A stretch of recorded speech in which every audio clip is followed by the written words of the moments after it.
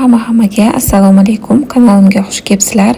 Sizlarni yangi videomda ko'rib turganimdan juda ham xursandman. Bugungi videoni motivatsion uborka videosidan boshladim.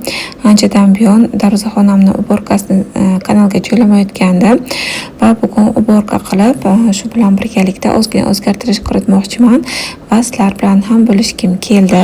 Har bir videoda menga chiroyli kommentariyalar yozasizlar. Buning uchun sizlarga alohida rahmat. Mendan so'raysizlar nimadan motivatsiya olasiz deb, shu menga yozadigan chiroyli kommentariyallaringizdan, chiroyli tilaklaringizdan, menga bildirgan fikrlaringizdan motivatsiya olib, men ham tez ishlarimni qilib olaman qizlar va sizlar bilan ham bo'lishkim keladi. Va har bir videodan keyin menga juda ham ko'pchilik obuna bo'lyapti. Hammalaringizga katta rahmat. 15,000 bo'libmiz. Juda ham xursand bo'ldim. Telegram kanalda shu haqda yozib qoldirgandim. Unda hammani tabriklab, chiroyli fikrlar bildirganlaringiz uchun har birlaringizga alohida rahmat deb qolaman va sizlardan maslahat so'ramoqchi edim. Shu 15,000 bo'lganligimiz munosabati bilan biror bir konkurs qilaymi? Sizlarni ham xursand qilmoqchiman. Shu haqda biror bir fikrlaringizni bilmoqchi edim. Albatta kommentariyalarda yozib qoldirasizlar deb o'ylayman. Har birlaringizni fikrlaringiz men uchun muhim. Hammani fikrini inobatga olib, undan keyin biror bir sovg'ami, biror bir konkursmi qilib, sizlarni ham xursand qilmoqchiman. Uborkamizni davom ettiramiz qizlar. Darvozaxonamizni yarmini Abubakrni transportlari egallab olgan. Tepada kolyaskasi, stolikka hamda velokolaskasi turibdi. Velokolaskani Abubakrni 9 oylikka dadasi sovg'a qilgandilar. $80 olgandik. Juda ham yaxshi. Transformer necha xil bo'ladi? Prostoy velosiped ham bo'ladi, 2 oyoqlik, 3 oyoqlik, xullas juda ham ko'p narsa bo'ladi. Juda ham menga yoqdi, yengilgina, mashinaga ham sig'adi, bemalol o'zingiz bilan olib yursangiz bo'ladi. Va endi qolgan yarmini esa Abubakrga igrava plashatka qilib bermoqchiman. Hozir hamma joyni supurib, tozalab, yuvib, undan keyin esa hozir gilamni chiroyli qilib to'shab, undan keyin Abubakr uchun o'ynaydigan zona qilib bermoqchiman. Esinglarda bo'lsa, bu kovrikimiz, bu gilamimiz bolalarning xonasida edi, o'g'illarimning xonasida. Ular gilam kerak emas degan uchun ikkinchi etajga chiqarib qo'ygandik va endi Abubakr uchun shunaqangi chiroyli igrava zona tayyorlab qo'ydim.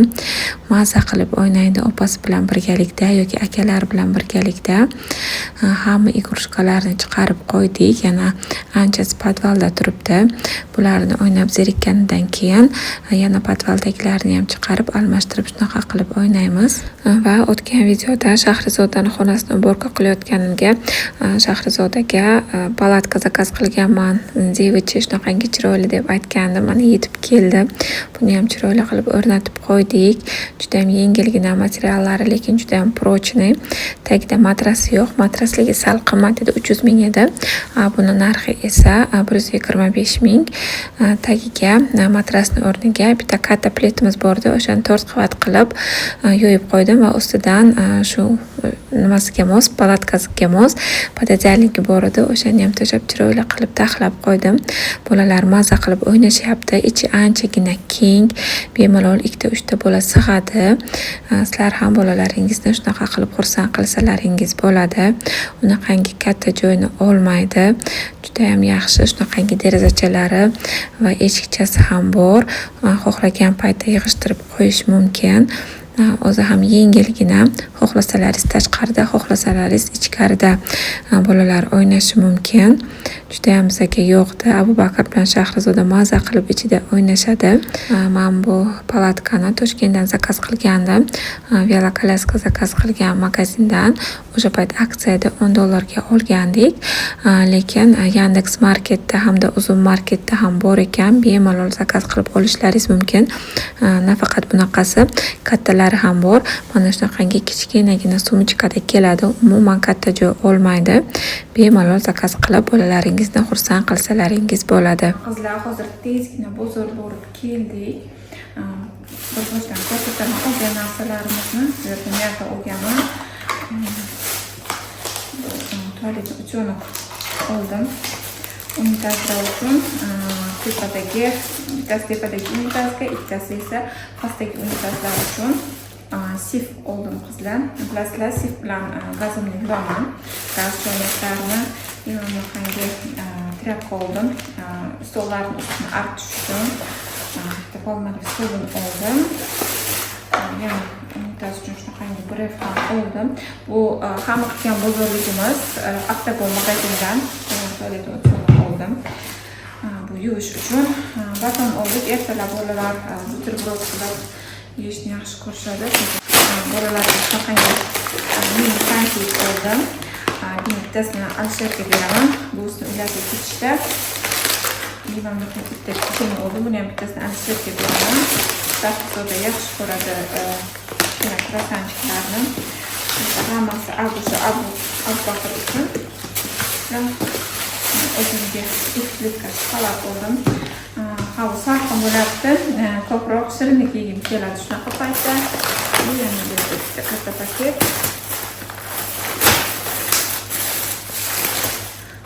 Shahzoda Barni. Shokolad oldim. Bitta paket oldim. Bitta pechene, bitta pankeni Alisherga berib yuboraman. Oldik. 2 kilogram un oldim.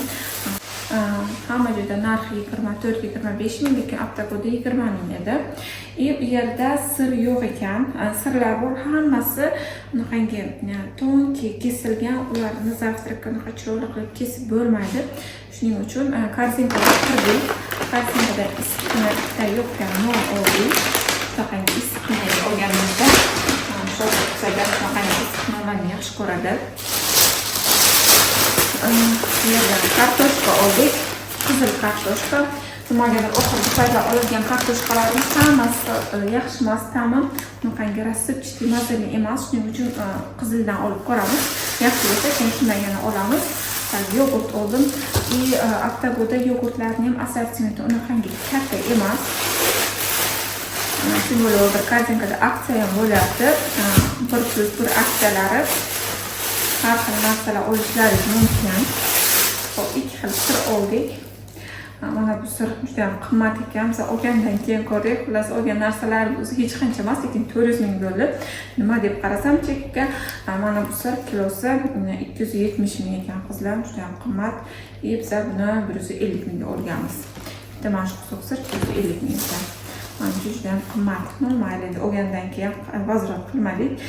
Bolalarga buterbrod taxlab berish uchun tosterda erishi yaxshi bo'ladigan, yaxshi eritiladigan sir so'raganda mana shunga tavsiya qilishdi magazinda. Bundan oldik. Buni narxi 125 ming ekan. 50 mingga bundan oldik. Va o'zimga zubni shok oldim. Bu ham aksiyada ekan. Ikkitasi 20 mingdir edi. 25 mingmi, ikkitasi shunaqa ekan. 29 mingmi.